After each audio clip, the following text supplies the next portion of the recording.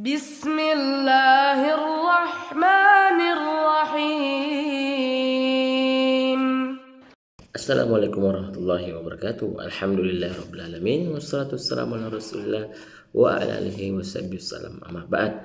Anak-anak sekalian yang semoga Allah Subhanahu wa taala, alhamdulillah kita bersyukur kepada Allah Subhanahu wa taala atas segala nikmat yang Allah berikan kepada kita berupa kesehatan, berupa keimanan, dan tentu saja kesabaran dalam menuntut ilmu. Semoga kita terus dijaga oleh Allah Subhanahu wa taala dan dilindungi oleh Allah dari segala macam mara bahaya. Anak-anak sekalian yang semoga Allah Subhanahu wa taala, insyaallah kita akan melanjutkan pelajaran kita dalam pelajaran Al-Qur'an dan Hadis. Pada pelajaran sebelumnya kita sudah membahas tentang penerima kitab, siapa-siapa saja yang menerima kitab-kitab yang telah Allah turunkan. Kita sudah pelajari Taurat diturunkan kepada Nabi Musa, Zabur diturunkan kepada Nabi Daud, Injil diturunkan kepada Nabi Isa alaihi salam, dan Al-Qur'an diturunkan dan diterima oleh Nabi kita Muhammad SAW, yang mana kemudian diajarkan kepada semua manusia.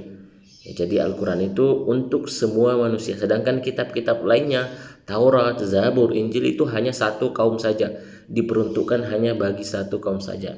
Sedangkan Al-Quran semua manusia, itu adalah pedoman bagi seluruh manusia, petunjuk dan rahmat bagi seluruh manusia.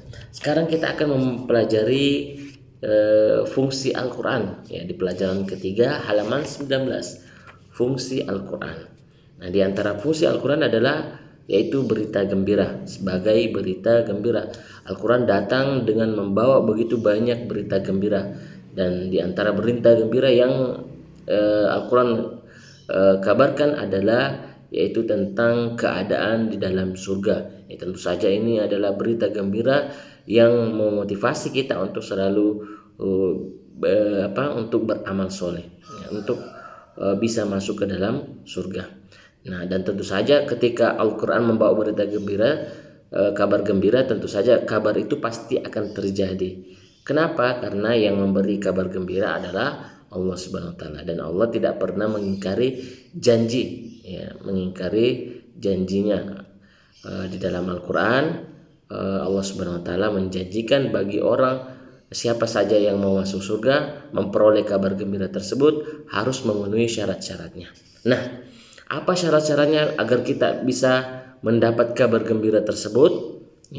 Yang pertama adalah memahami Al-Quran dan meyakini dan mengamalkan isinya. Memahami Al-Quran, meyakini dan mengamalkan isinya. Itu orang yang akan mendapatkan kabar gembira. Memahami Al-Quran, meyakini dan mengamalkan isinya. Jadi kabar gembira dalam Al-Quran disebutkan bahwa siapa saja yang beriman dan mengerjakan amal soleh, maka mereka akan masuk surga yang di bawah surga itu mengalir di bawahnya sungai-sungai, dan mereka akan kekal selama-lamanya tinggal di dalam surga, dan mereka itu adalah orang-orang yang beruntung dan tidak pernah rugi dan mendapatkan ampunan dan pahala dari Allah Subhanahu wa taala. Jadi syaratnya apa, anak-anak sekalian, untuk mendapatkan kabar gembira? Kabar gembira yaitu dengan memahami isi Al-Quran, meyakini dan mengamalkan isinya. Bagi yang sudah memahami Al-Quran, meyakini dan mengamalkan isinya, maka dia akan mendapatkan surga. Kabar gembira yang disebutkan dalam Al-Quran, mendapatkan surga yang dimana surga itu di bawahnya mengalir sungai-sungai. Sungai yang sangat manis yang bisa diminum, dari susu, dari madu, dan minuman-minuman yang lainnya. Dan orang yang masuk surga itu akan kekal di dalamnya selama-lamanya. Mereka adalah orang-orang yang beruntung dan tidak rugi. Mereka juga mendapatkan ampunan dari Allah dan pahala. Jadi itu anak sekalian, syaratnya adalah memahami Al-Quran, meyakini dan mengamalkan isinya. Kita sudah paham surat Al-Asr, kita sudah hafal surat Al-Asr, wal asr innal insana lafi khusrin. Demi masa sesungguhnya manusia itu dalam kerugian, illa kecuali alladzina amanu wa amilus solihat wa tawasaw bil haqqi wa tawasaw bis sabr. Kecuali orang-orang yang beriman, beramal soleh, dan saling menasihati dalam kebenaran dan kesabaran. Jadi itu anak sekalian, syarat untuk mendapatkan kabar gembira itu adalah ya beramal soleh, beriman kepada Allah dan mengerjakan amal soleh. Ya, beriman kepada Allah dan mengerjakan amal soleh, yaitu memahami Al-Quran, kita memahami Al-Quran, ya meyakini dan mengamalkan isi Al-Quran. Isi Al-Quran memerintahkan untuk kita beriman dan mengerjakan amal, maka kita beriman dan mengerjakan amal soleh. Jadi syaratnya satu saja, yaitu memahami Al-Quran, meyakini dan mengamalkan isinya. Itu kita akan mendapatkan keutamaan kabar gembira. Dan juga dalam surat Al-Bayyinah Allah mengatakan, innal ladzina amanu wa amilus solihati ulaika hum khairul bariyah jazaohum inda rabbihim jannatu adnin tajri min tahtihal anharu khalidina fiha abada radhiyallahu anhum wa radu'an dzalika liman khasyya rabbah.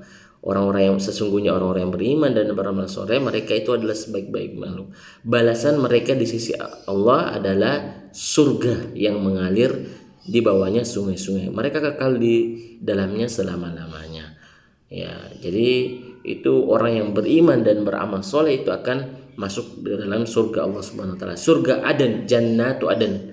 Ya, surga yang mengalir di bawahnya sungai-sungai yang bisa diminum, dan semuanya mereka orang-orang penduduk surga yang masuk ke dalam surga itu akan kekal selama-lamanya di dalamnya. Nah, tentu saja bagi kita yang menginginkan kabar gembira, maka beriman kepada Allah dan mengerjakan amal soleh. Pahami Al-Quran, yakini dan amalkan isinya. Jadi itu anak sekalian fungsi Al-Quran. Jazakumullah khairan wa barakallahu fikum. Kita akhiri dengan doa kafaratul majelis. Subhanallah wa bihamdihi asyhadu an la ilaha illa anta astaghfiruka wa atubu ilaik. Assalamualaikum warahmatullahi wabarakatuh.